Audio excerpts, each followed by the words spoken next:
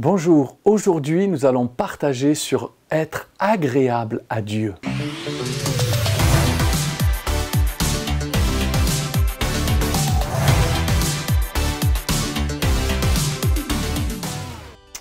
Dans la parole de Dieu, nous voyons qu'il y a des choses qui sont agréables à Dieu et des choses qui lui sont profondément désagréables. Par exemple, la Bible parle d'attitudes ou de pratiques qui peuvent être qualifiées d'abomination. L'occultisme, par exemple, est une abomination au Seigneur.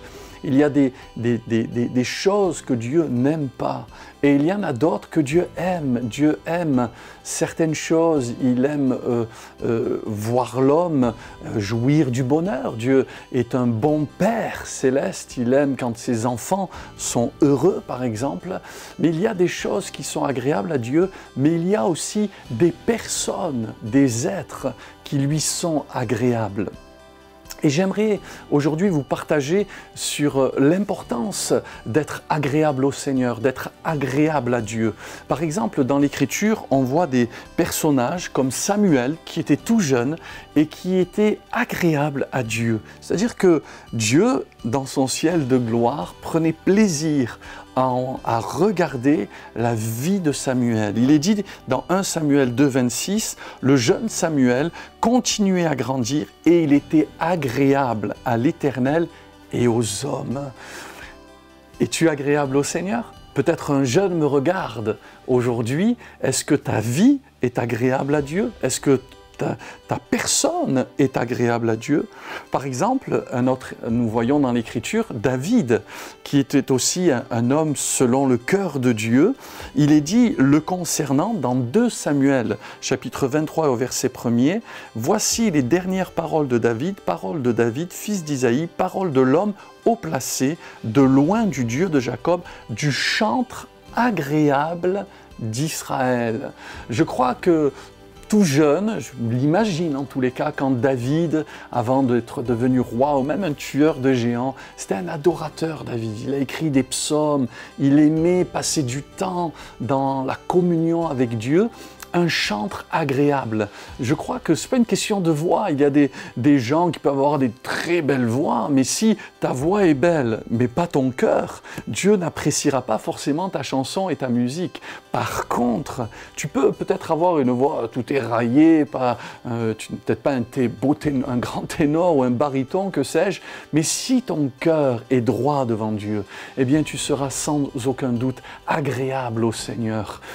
Voyez-vous, ce qui compte, c'est d'être agréable à Dieu. Il y a vraiment des avantages.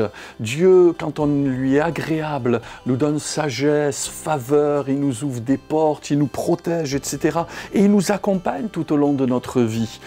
Il est dit, par exemple, dans Ecclésiaste, chapitre 7 et au verset 26, « J'ai trouvé plus amère que la mort la femme dont le cœur est un piège et un filet dont les mains sont des liens. » Écoutez ceci, dans la deuxième partie de ce verset, « Celui qui est agréable à Dieu lui échappe, mais le pécheur est pris par elle. » Il y a des situations, il y a des filets, des pièges qui font que quand on est agréable au Seigneur, le Seigneur lui-même nous dégage. Le Seigneur lui-même nous protège.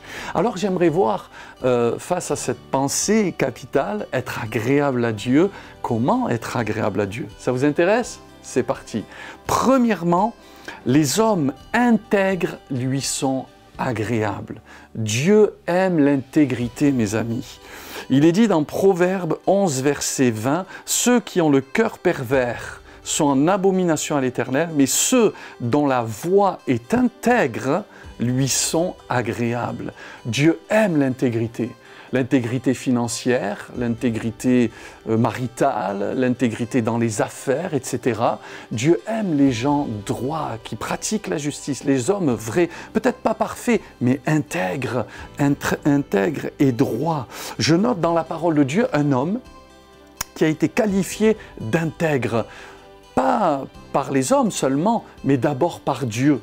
c'est Job. Job qui pouvait, à vue humaine, ne pas être béni, parce que Job a dégusté, il a une période où il a perdu tous ses biens, il a perdu tous ses fils, tous ses enfants, il perdra sa propre santé même, et il sera abandonné de tous, abandonné de ses amis, il sera à un moment donné vraiment raillé, Job. Et pourtant, il sera dit ceci de Job, Job 2, verset 3, « L'Éternel dit à Satan, as-tu remarqué mon serviteur Job ? Il n'y a personne comme lui sur la terre. C'est un homme intègre et droit, craignant Dieu et se détournant du mal. Il demeure ferme dans son intégrité et tu m'excites à le perdre sans motif. » Quand sa femme va voir son intégrité, sa fidélité, elle lui dira même « Mais tu demeures ferme dans ton intégrité, mais maudit Dieu et meurs. » Job était qualifié d'intègre par sa femme, mais aussi par Dieu, surtout par Dieu. Et je crois, frères et sœurs et chers amis, que Dieu prend plaisir à nos vies lorsqu'il nous voit vivre dans l'intégrité. Et l'intégrité, c'est être fidèle dans les petites choses, lorsque personne ne nous voit. C'est être fidèle dans le désert, être fidèle quand ça ne va pas, lorsqu'on a peut-être la tentation de se relâcher, de faire quelque chose qui ne serait pas bien aux yeux de notre conjoint, de nos enfants, de notre employeur, lorsque nous déclarons nos impôts, que sais-je, ce que Dieu nous demande, c'est d'être intègre. Et si nous le faisons, parfois certains chrétiens ont été sous pression, ont été forcés en milieu professionnel à mentir. Ils ont refusé de le faire. Certains ont parfois perdu leur emploi. Mais vous savez, quand une porte se ferme, Dieu ouvre une fenêtre. Alors, bien-aimé, sois intègre si tu veux que Dieu prenne plaisir à ta vie. La deuxième chose, c'est que Dieu aime la vérité. Personne n'est parfait, mais Dieu prend plaisir aux hommes et aux femmes qui sont vrais, Il est dit dans Proverbe 12, verset 22, « Les lèvres fausses sont en horreur à l'Éternel, mais ceux qui agissent avec vérité lui sont agréables. » Vous savez, David, j'en ai parlé rapidement tout à l'heure, ce chant agréable de l'Éternel, à un moment donné, va malheureusement avoir un écart de conduite. Alors qu'il était maintenant installé, il était sur le trône, il était à l'aise.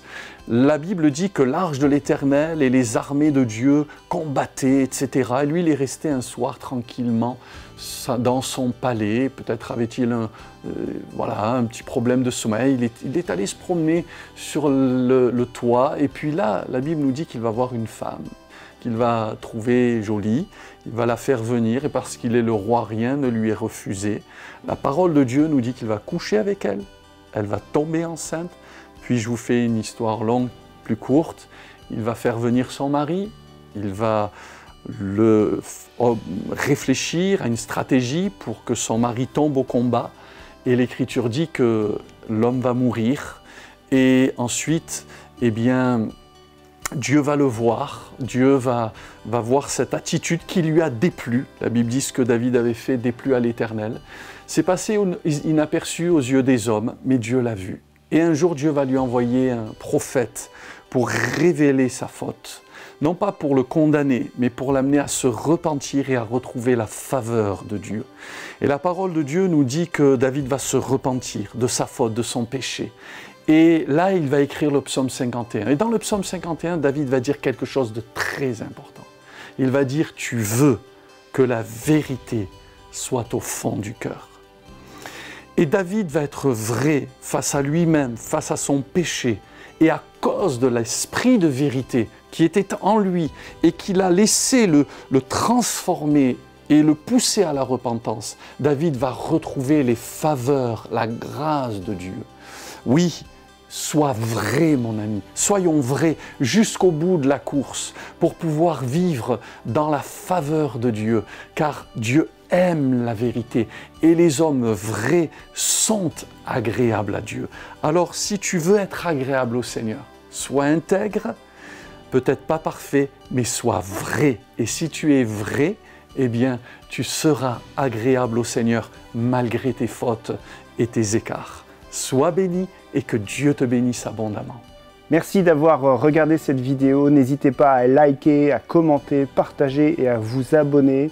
On est aussi disponible sur les réseaux habituels, Instagram, Facebook et sur le site officiel de l'église, Église Ciel Ouvert. Que Dieu vous garde, Dieu vous bénisse, à bientôt.